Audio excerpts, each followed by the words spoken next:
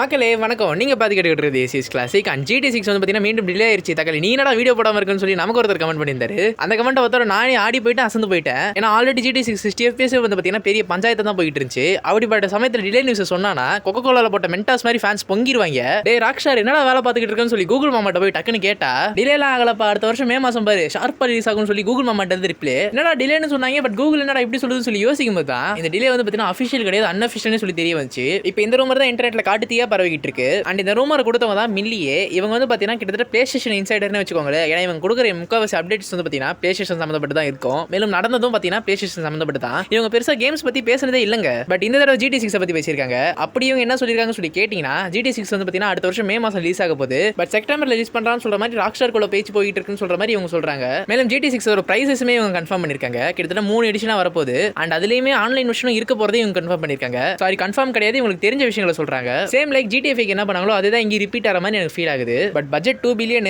அதனால ஒரே கேம் 4 தடவை வித்தா தான் ப்ராஃபிட் பார்க்க முடியும். அதனால அப்படி தான் பண்ணுவாங்க. அண்ட் கீழே இருக்க 2 லைன்ஸ் தான் எனக்கு தெரிஞ்சு ரொம்ப இம்பார்ட்டன்ட் தான் ஃபீல் ஆச்சு. அது ஏன் அப்படி சொல்றேன்னு சொல்லி கேட்டிங்கன்னா அது PlayStation ஒரு மார்க்கெட்டிங் சம்மந்தப்பட்டது. GT6 பேஸ் பண்ணி வந்து பார்த்தீங்கன்னா PlayStationல இருந்து தனியாக பண்டலே விட போறாங்களாமா. வழக்கமா நம்ம சோனி பண்றது தாங்க, ஏதாவது ஒரு கேம் விட்டானா அதுக்கேற்ற மாதிரி ஒரு பண்டல் விடுவான் லிமிடெட் எடிஷன் சொல்லி. அந்த மாதிரி GT6 பண்ண போறாங்களாமா. அண்ட் GT6 வச்சு வந்து பார்த்தீங்கன்னா PS5 அண்ட் PS5 Pro-க்கான மார்க்கெட்டிங் வந்து பார்த்தீங்கன்னா பண்ண போறாங்கன்னு சொல்லி இவங்க சொல்லியிருக்காங்க. இந்த வாரம் தான் GT6 ஒரு 60 FPS பத்தி ஒரு வீடியோ போட்டிருந்தேன்.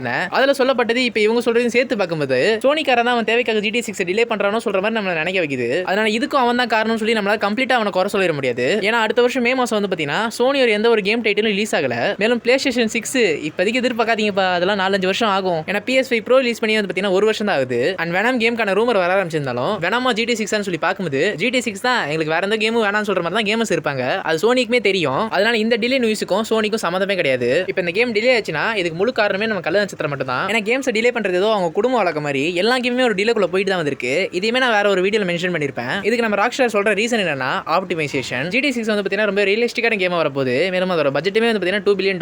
அதனால லைட்டா பிசிறு தட்டினாலும் கேமை செஞ்சு விட்டுருவாங்க.